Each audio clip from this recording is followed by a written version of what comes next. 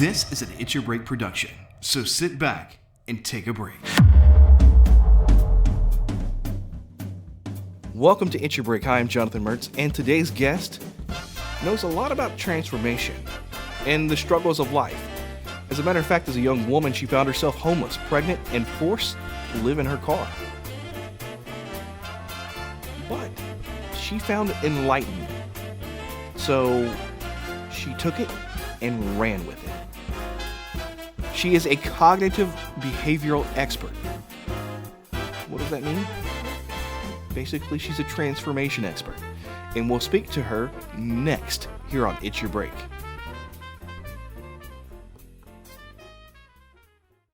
Subscribe to the It's Your Break podcast on Apple Podcasts, Google Podcasts, Spotify, and the iHeartRadio app.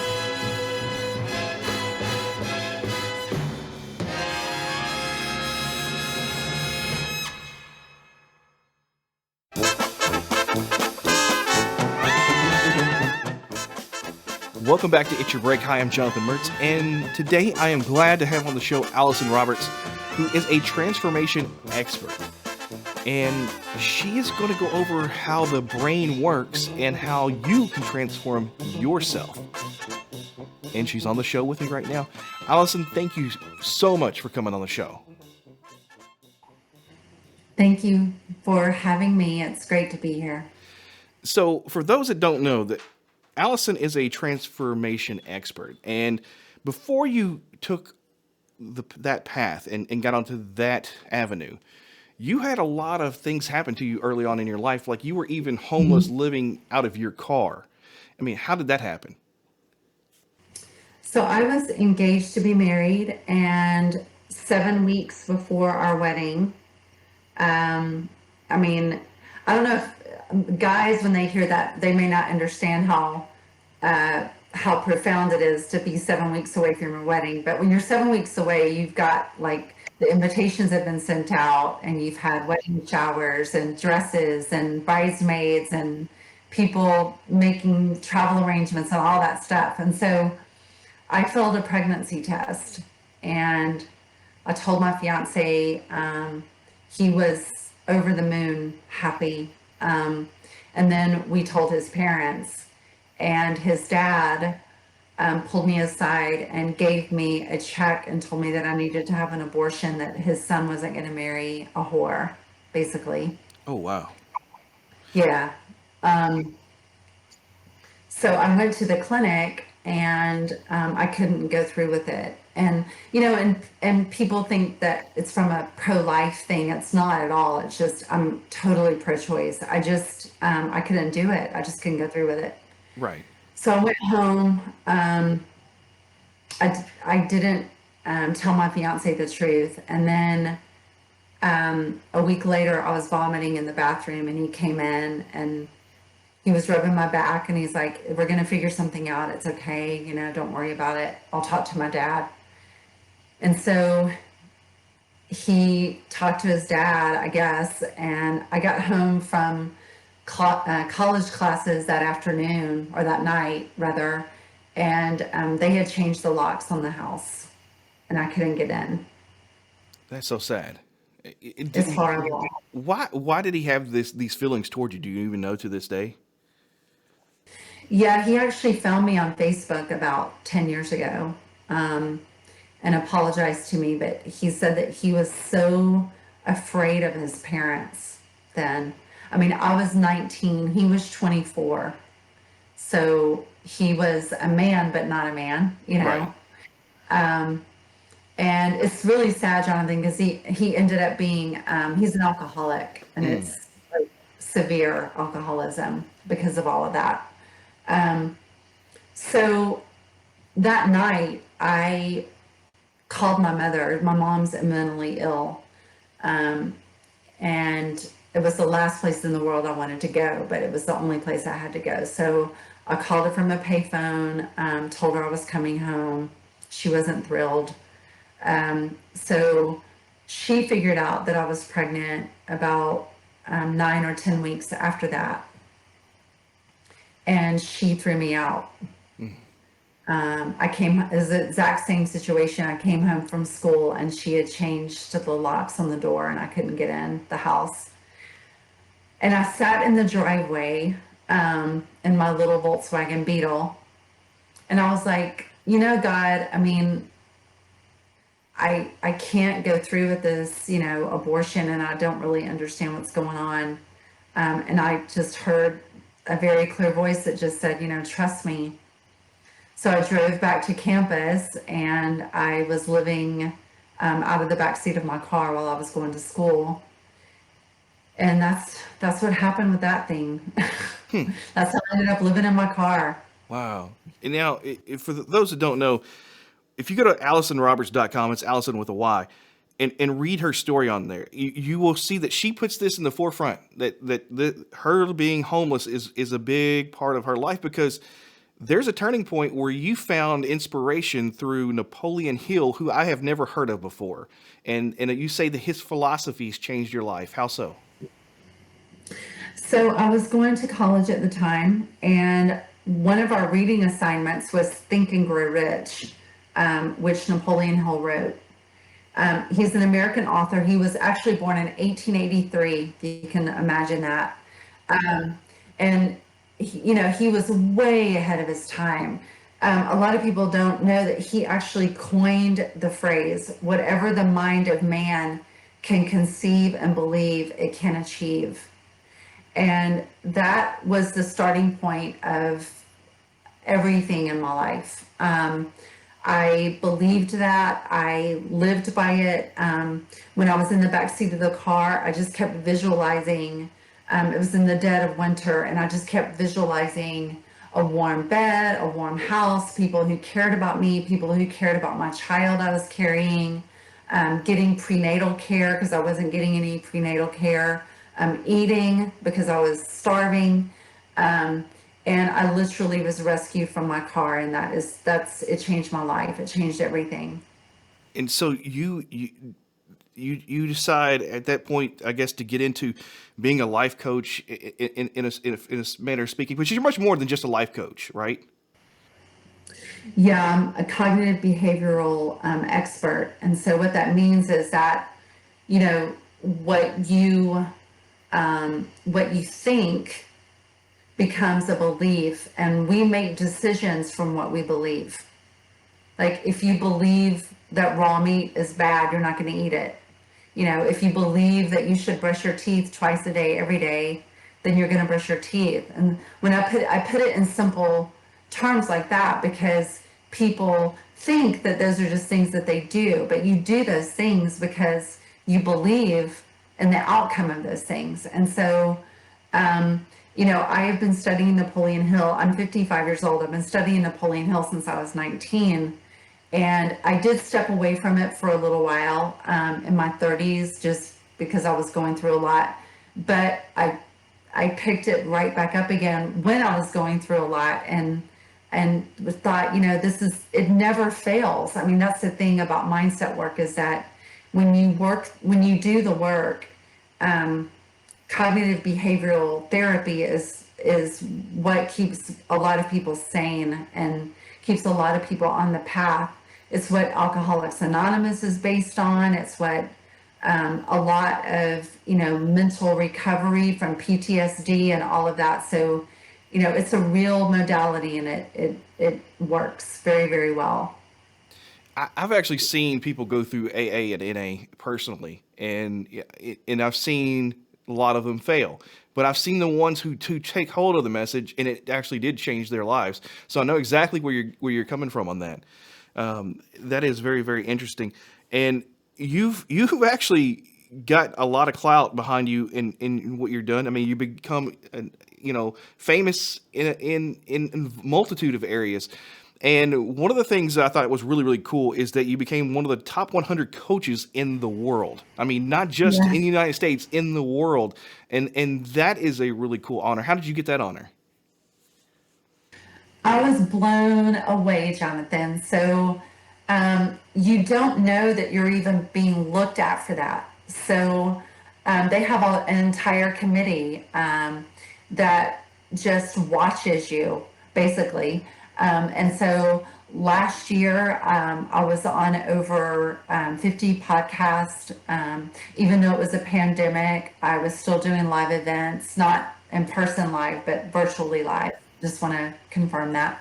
I coached last year alone over 500 people. And so they look at numbers, they look at results, they look at testimonials. They, obviously they do a background check on you to make sure that you are who you say you are. But at the very end of the year last year, I got a letter, an email stating that they had reviewed all of my work and that they chose me in I was number 75. Wow. And I'll take it. I'll take it. I would have taken 100. Right. I mean, it is the top 100 out of the entire world. We're talking about billions of people on this earth. So that is really, really cool.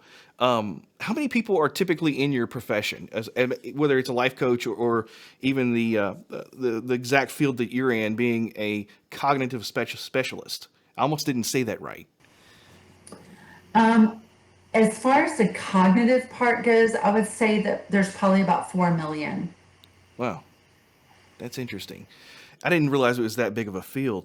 Because, looking over everything that you've done, use your training to overcome trauma, which obviously you used on yourself.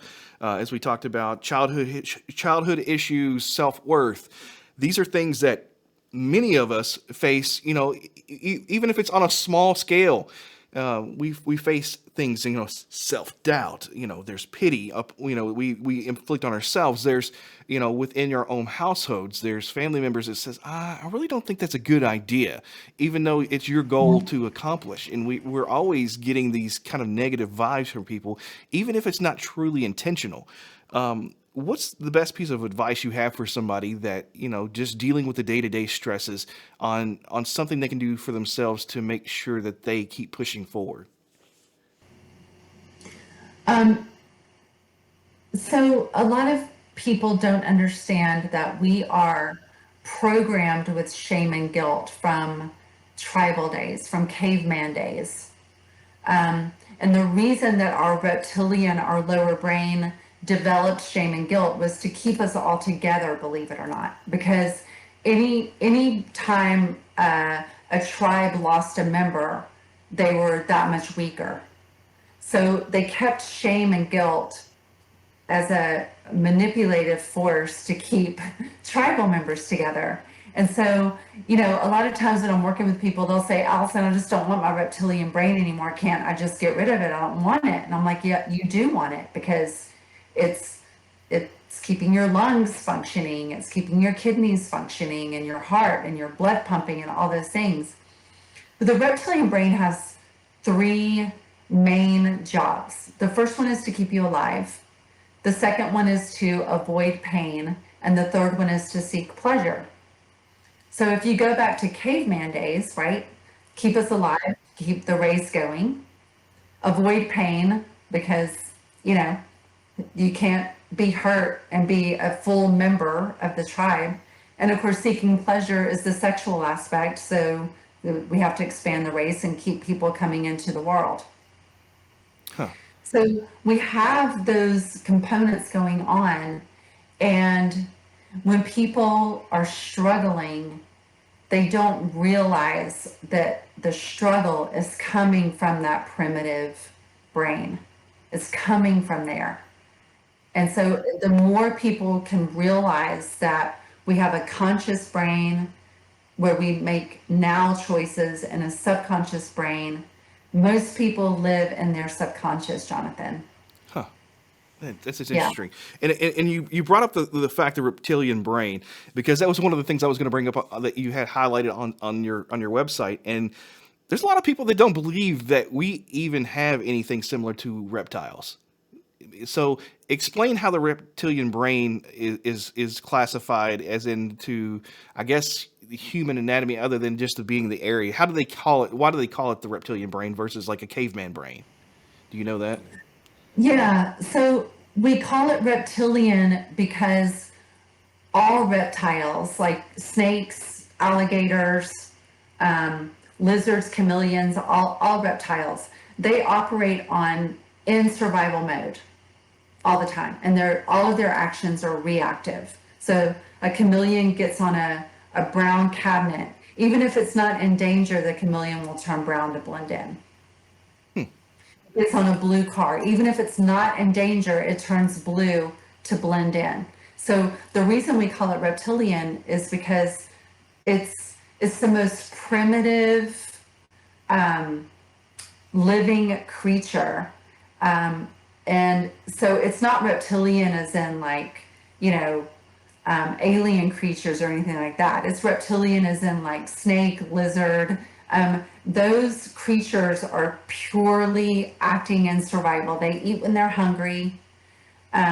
They swim to get to the other side of the river. Like they're not doing anything out of entertainment or pleasure or to increase their intelligence, if that makes sense. Right.